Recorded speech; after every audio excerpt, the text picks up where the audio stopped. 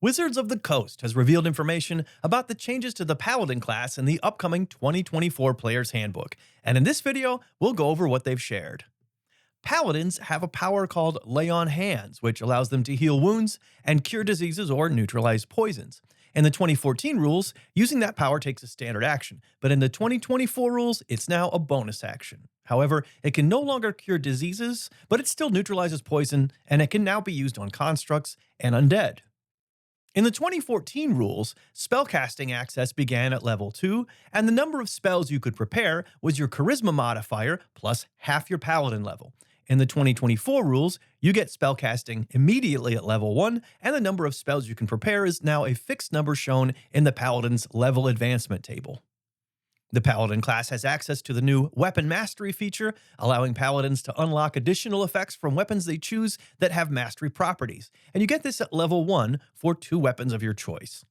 As with the 2024 Fighter class, fighting styles are now formalized as feats. Paladins can pick 2 of these feats, or they can choose an option called Blessed Warrior, which grants them 2 cleric cantrips instead. The 2014 rules had a feature called Divine Smite, which allowed you to use a spell slot to deal extra radiant damage to a target when you hit it with an attack. In the 2024 rules, it's been renamed to Paladin Smite, and is now a feature which gives you a new spell called Divine Smite that is permanently prepared. And it can now be used with unarmed strikes, and it now requires a bonus action to use. There's a new feature called Faithful Steed, which you get at level 5, and this gives you the Find Steed spell in an always prepared state. You get a single free casting of it once per day, and there's a new steed option for the spell called Otherworldly Steed, which is supposed to be better in combat, and which can even regain hit points when your character receives magical healing. A new feature called Abjure Foes will be available at level 9, and allows you to spend a use of Channel Divinity to try to frighten a number of creatures equal to your Charisma mod. These creatures must make a Wisdom saving throw, and if they fail, become frightened of you. At level 14, a new feature called Restoring Touch allows you to use Lay on Hands to remove a listed condition from a target, and you can do this for multiple conditions if you spend enough hit points. And finally, there are epic boon feats for the Paladin, including an example Wizards gave, Boon of True Sight. This feat allows you to increase an ability score by 1 and gain True Sight for up to 60 feet. Now let's talk subclasses. The 3 Paladin subclasses from 2014 are still there, which are Oath of Devotion, Oath of the Ancients, and Oath of Vengeance. And the 2024 rules also include the Oath of Glory subclass from Tasha's Cauldron. The Oath of Devotion subclass has a feature called Sacred Weapon, allowing you to use Channel Divinity to add your Charisma modifier to a weapon's attack roll. The weapon also emits light. In the 2014 rules, this lasts for 1 minute, but in the 2024 rules, this has been increased to 10 minutes. At 20th level, an Oath of Devotion Paladin gets a feature called Holy Nimbus, which causes the character to emit an aura of sunlight that also does radiant damage to creatures who begin a turn within that light.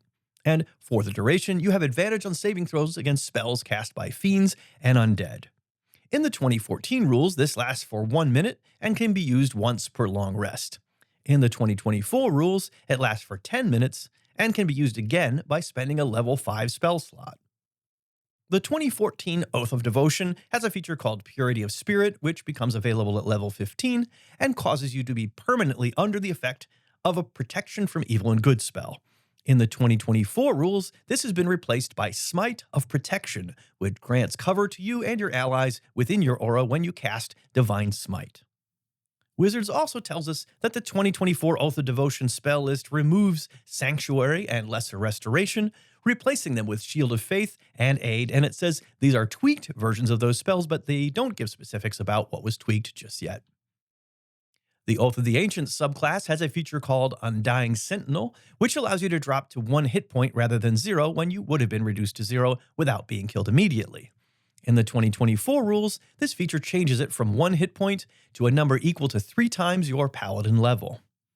Oath of the Ancients Paladins have a use of Channel Divinity called Nature's Wrath, allowing you to manifest spectral vines that can restrain a foe. In the 2014 rules, the target had to be within 10 feet, while in the 2024 rules, it's 15 feet. Also in the 2024 rules, you can target every creature of your choice within that range rather than just one. Finally, the 2024 rules allowed a saving throw that was the target player's choice between strength or dex, while in the 2024 rules, they get no such choice and just have to make a strength save. At 20th level, an Oath of the Ancients feature called Elder Champion allows a character to change their appearance to something nature-themed, like leafy hair or a pair of antlers, and then for 1 minute, a few things come into play. First, you regain 10 hit points at the start of each turn. Second, if you use a paladin spell that takes 1 action to cast, you can cast it using a bonus action instead.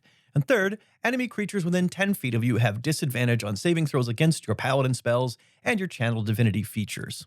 In the 2024 rules, activating Elder Champion is only a bonus action rather than a standard action. The Oath of Vengeance subclass has a channel divinity feature called Vow of Enmity, which gives you advantage on attack rolls against a creature within 10 feet of you for 1 minute.